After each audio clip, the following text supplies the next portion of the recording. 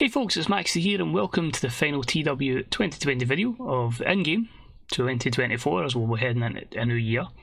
So I think what I'll do is I'll do my kind of usual, we'll have a wee video at the start of 2025 just going over and documenting the various winners of the end of year awards and of course the Power 500 and what our potential plans are going to be going forward. This one was quite an interesting one to book. Obviously it's been 2 weeks in-game, so not a lot of time really to get these particular storylines put in place, but a lot of stuff I'm quite happy with. It's progressed well on the relative episodes of Dynamite and Rampage, but I do feel like beating last year's score is going to be a stretch. I'm going to delve into the archives here. So our first winter is coming. We opened with CM Punk versus Daniel Garcia, and with the main event of Kenny Omega and Bryan Danielson, which at the time only scored an 82. Interestingly, we had Cody and Darby team up to take on Malachi Black and Matt Silva at the time before we rechristened them Buddy Matthews. So that lets you know when that was booked. Move into 2022 and in 92, so you can see the bigger improvement there. Obviously, we had the financial capabilities to obviously spend that money then. And we started with our opener, which was sensational, between Andrade and Bryan Danielson for the TNT Championship. They brought an 8-9 in. And their main event saw Hangman defend the AEW World Championship against Jon Moxley, bringing an 86. And in last year's event, we confirmed our 40 figures. Ricochet defeated Garza Jr. to retain the AEW 0X Championship, which was an 81. You can see there Adam Cole winning the IWGP US Championship from Pac. Wyndham putting 10 through a table, and 10's done pretty much nothing since. But in the main event there, you can see for the AEW World Championship with an 89, and that was between Sammy Guevara and Bryan Danielson. Still crazy to me that Danielson's never been World Champion in this, but that's the way it goes. So this one's pretty good, I'm quite happy with it, but we'll see how it goes. So sit back, relax, chill, because here comes AEW Winter is Coming 2024. So straight off the bat, we are in the Alamodome in front of just under 64,000, and a bit of a shame here these two didn't click, but as I say, it's been a nice little kind of back and forth between Sami Zayn, building up some momentum back on Dynamite, and he's picked up a win or two over members of Rim Camp. But in a good match here, he takes on the leader, and he actually surprisingly defeats Walter in 1817 with a fast roll-up. So basically the schoolboy most devastating move in sports entertainment, if you're Simon Miller, picks up the win here, but only a 78. Because they don't click, that'll take a few points away from it. 69 for Sammy and a 79 for Walter. But remember, in pro wrestling it is a numbers game, and Walter creates a distraction to allow the rest of his faction mates Drew Gulak, Axel Barthel and Timothy Thatcher to lay the beat down in Sami Zayn. So a 67 here. Ring Camp get their revenge, and Sammy might need to look for some allies going forward. We then have a match for the AEW World Tag Team Championships, and it was about that had good wrestling and a decent reaction from the crowd. FTR defeat Proud and Powerful in 13:36 when Cash Wheeler pinned Ortiz with a big rig due to blatant interference from Tully Blanchard. FTR make their 5th defence of the AEW World Tag Team Championships. I'd say 4 very similar performances there, but pretty good, and a 79 as the tag scene continues to intensify. However, after the matchup, Santana and Ortiz, ignore the text here, it's just basically the closest I can get to the angle. But they say they're fed up with interference from FTR's Tully Blanchard. They're also annoyed at the fact, they just want a fair opportunity. So Mick Foley comes up with an idea. He says, you know what, we're going to make something big for this week's Rampage. We are going to have, in fact, I might even make it the last Rampage of the year, end the year I'll do that. So make it the last show of Rampage of the year. So I'll let you know how it goes down on the roundup episode, but we're going to have a ladder match for the tag team titles, FTR versus Santana and Ortiz, because I might, with that extra week in between, add in the Young Bucks and make it a triple threat ladder match. Try and pop a reign. But 66, and that's just them airing their grievances. Next up, we had the Women's Championship on the line, and it was a superb matchup that saw Jade Cargill defeat Kairi Hojo In 1404 with Jade. Jade makes defence number 4 of the AEW Women's World title. Kairi's been building up a lot of steam on the Dynamite brand, keeps picking up victories.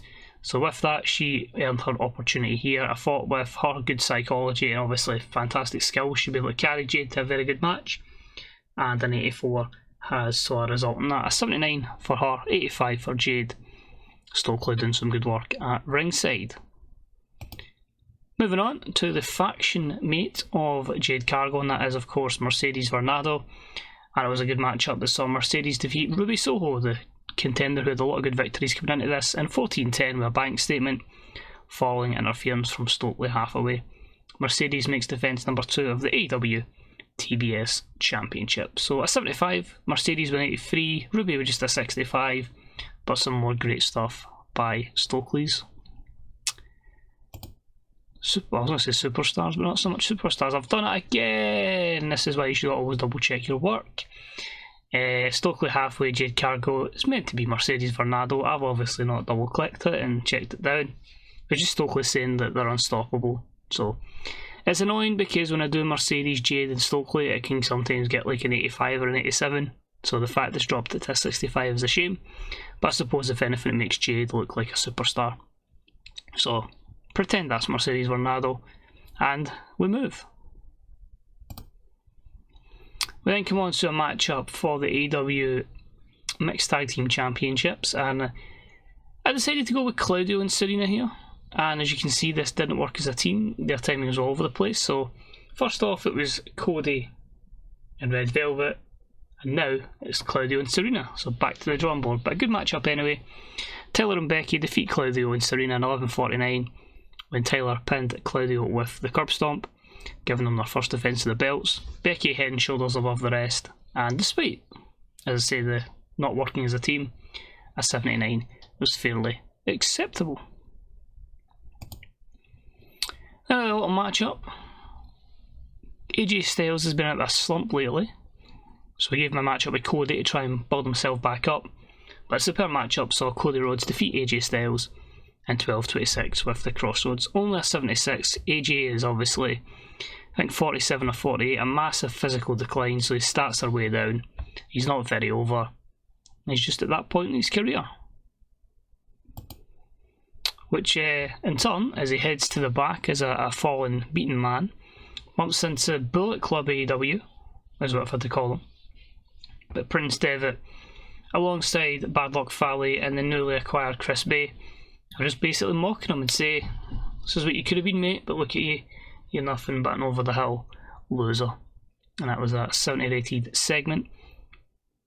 The Bullet Club AEW are in action. That is of course Bad Luck Fale, Chris Bay and Prince Devitt. They've had some issues with Drew Galloway, who managed to get Ian Kofi to give him a bit of a hand.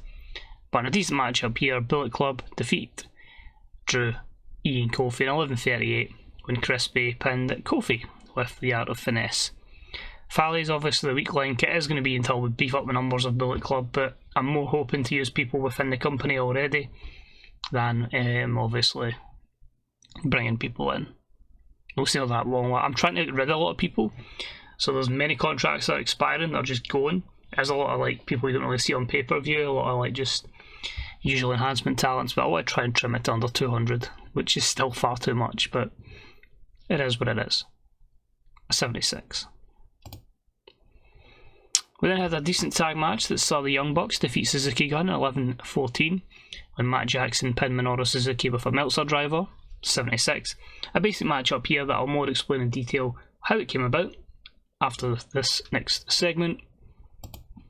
Because after the matchup, Zack Sabre Jr. just loses it and he completely beats down Minoru Suzuki. So 53, Suzuki stretchered out.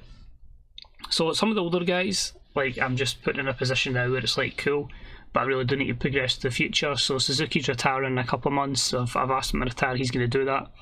This is me pretty much writing him off. I've done it with someone else later on that will explain what's happening with them. And yeah, Zack Sabre Jr. is going to go a different path, which will be explained shortly. But between that, we had the matchup between Darby Allin and Sammy Guevara. This one's been really just gaining a lot of traction because of the situation with Obviously Kenny and MJF, Sammy being part of MJF's faction, the Dynasty, alongside Richard Holiday. Darby obviously assisting Kenny. The bout had a superb wrestling match with great heat as Darby defeated Sammy in 13:31 with the coffin drop. 87 plays in 88, a great chemistry together that shows in their performances. The lack of psychology obviously hingies it, drops a little bit. But to be honest with Darby, Darby's on that threshold. I think he's like 78 psychology, so if I can get him to 80, 81, he'll be able to carry these matches in, especially in the future. But obviously depending how far in I get, like these two guys could be like the main guys going forward, and it's pivotal we get people to get that psychology still up. So a 77, but these guys are going to have many matches in the future. It comes down to a lot of stuff, how long the save lasts, if we get a new TW, how long we go, but yeah, quite crazy that we're that far in. So we go backstage, and it's we've had this thing happening a little bit on Rampage, but Pete Dunne just said to Zack Sabre Jr., he's been saying for weeks, you know, get rid of this old guy, he's holding you back, something's going to happen. But Pete Dunne just goes up to him and says, you've made the right decision, give it a few weeks, he's coming to AEW, he's bringing someone with him that's only going to benefit us. So that reveal will probably be at the next pay-per-view. It's basically bringing someone in who's at AEW at the moment in real life but isn't in the game, and calling someone up from developmental that's not in AEW at the moment but fits in with this perfectly. So you'll see what I mean. Some sort of club. And then had a good matchup that saw Jay White defeat Shawn Michaels. That came out of nowhere. In 902 with the Blade Runner, a 77. 77 performance for Shawn Michaels, 72 for Jay White. Shawn Michaels was off his game. So there was quite a few reasons for doing this one. Obviously a lot of the New Japan guys are not particularly over in the States in this, like Jay's only mid-60s. So I felt like even though I'm not going to be contracted to me, because obviously they're going to have written contracts and loyalty to New Japan, obviously we can still bring them in. I feel like it's up to me that I can really experiment and grow out those companies as well. Because that's probably the reason why Impact is in a really good position, because I had London Wardlow for so long, he was working in both companies. And then obviously when they went to Medium, they severed ties with us as a developmental company, so that was annoying. But I think with New Japan, as I say, if I can get as many companies thriving as possible, making money, especially when economy boom and a wrestling industry boom within the game, then we're going to go ahead and do that. And it gives us a few other options that we can bring in and take out and have shorter feuds with. So basically here, Jay White was saying it's time to show that Shawn Michaels' era is over, and it is still the Switchblade era. I'm not going to try and do a New Zealand Kiwi accent, but you know what he's like. So it was basically building up to say he's going to be the man that ends Shawn Michaels, and does so with that victory. So I was hoping this would be my Hot 100 segment, so we may actually be struggling here for a really good rating. But it's just basically John Cena coming out, Kofi and E as well, just saying to Shawn it's been a fantastic career. Basically getting the applause of the full crowd. But Shawn was the other person who I said, you want to retire? Because like it's cool, but it's 2024, 2025. Shawn Michaels wrestling still. These matches can't go any longer than 10 minutes. So I said to him, do you want to retire? He says, well, in 3 months. His contract's about to expire, so basically going to negotiate a new deal that's going to see him exclusively as a road agent. So this is me biting him off television as well. So Jay White retires. Shawn Michaels, and we hear a few words from Jay White, who'll obviously get a good pop boost by beating Shawn Michaels, but he just says the usual kind of spiel. He's the catalyst of professional wrestling, it's still his era, and you know what, he's going to show that, you know, not just Shawn Michaels, but he's going to take over AEW and maybe even be a future AEW World Champion. Which I think leads us to our main event, I think. It did. Exceptional matchup.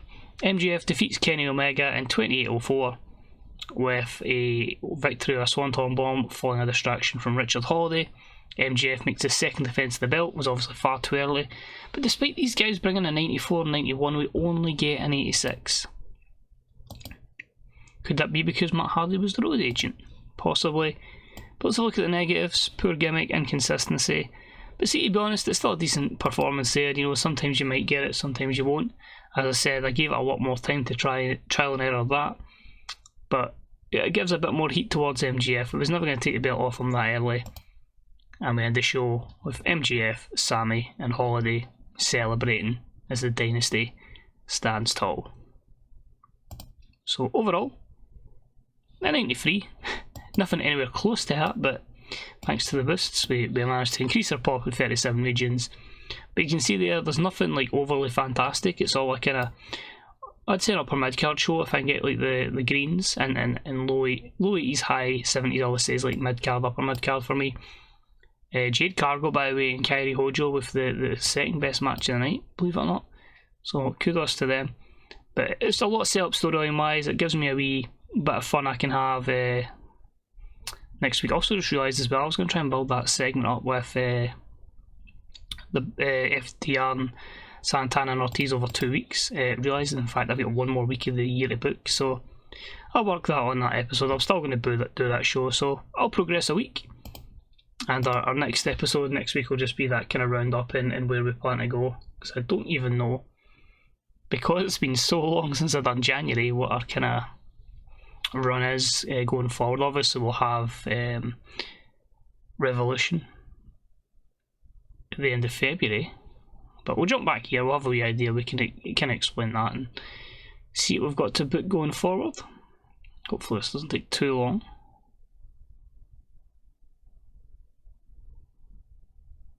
We see a lady Shani. It's the problem, I try to bring her as a woman in and then realise sometimes it's far too many. So events and TV, so that's not too bad. We've got the beach break. Conveniently, we've got an AEW vs New Japan Super Show. So what I think we might do is continue with that.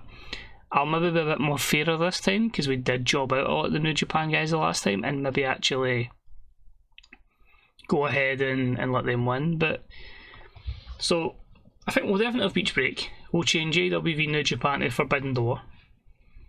We'll keep our presence as All Elite. We'll stick with all female show. Revolution's fine, and then the Free for All series, I'm going to see what I do for that. Mentally, quite crazy. We've never had another Free for All show, so we'll only seem to be doing them once a year, so that's not too bad. So Dream Big and then Party Boom. So we'll think of a name and something we can theme and see if we can get close to the 103,000, which we probably won't because of the industry.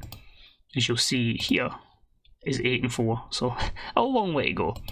So quick look at the news then, see what his directly affect is. Feedback was awesome, that's good to see. NXT UK with Alexa Bliss. Bomber Sato's going to sign in the deal with New Japan. And of course there's AEW. We have a look at the WWE contract, and that is for T-Bar. I just don't have anywhere to fit in Dijakovic. Like, as I say, 37, 75 psychology. He is a good worker in that, but I just don't see where he fits. So, new deal for Brock Anderson. That'll be a 3-month deal. Madison Miles will stick down in the development factory. That's where RJ City's going to do his Hey EW. And Gazelle Shaw is going to get jumped back down as well. She at Shiver. Nope. She at Ice Ribbon. Do you know what? I think she's actually with Impact. ROH. So I can't send her to ROH, so I need to go main roster and then send her away again to ROH. Flamita's already on a roster, by the way, so there's Rita and so are Kenzie Page, so these aren't any new signings. Flamita's just taking them from handshake to written. So Alexa Bliss is gone. I've got everybody for WWE shortlisted, that's how that is. OK Taguchi, Evil Uno, Brian Pillman Jr., T-Bar we know about, BJ Whitmore is one of our road agents. So I think I'll extend Pillman Jr. and might let Uno go. I don't really use him. 37, no real start there. Grayson's obviously turned heel and part of the Danielson fight dojo. That's all he's had. 11 wins and 8 losses, but when you make the move to AEW, I've used him 7 times over the course of this year, with 1 win and 6 defeats, and his only victory was part of the Dark Order, and it was against the Varsity Blondes via disqualification. And if we go to all years in AEW, so bear in mind we are in the 4th year of this save, Evil Uno has had 34 matches, 9 wins and 25 losses. You can fit his full AEW career under me in one page, starting with a defeat to the Young Bucks and ending with a dark taping with Buddy Matthews. I scrapped Dark and Power Hour because I was wanting to reduce the roster and it was just too much booing. So I'll end it there. I'll renew the contracts of Pillman Jr. because I want to keep the Varsity Blondes for a wee bit longer. He is still in a decent position to grow developmental wise. We'll see how he goes through there. And okay, TEW2020 I think is shaking through the Stardom dojo, but 24, 60 psychology, 70 technical, absolutely fine with that. Sammy says Claudio doesn't click with the fans. See Vince McMahon. Crispy talks well, says Shawn Michaels, and MJF says that Matt Hardy sells like crap. And of course, no pay-per-view buy rate, but 24.42 on the AEW network. So cheers for watching, I hope you enjoyed it, and I shall see you in a week's time for the Power 500 roundup and the awards ceremony, see what happens.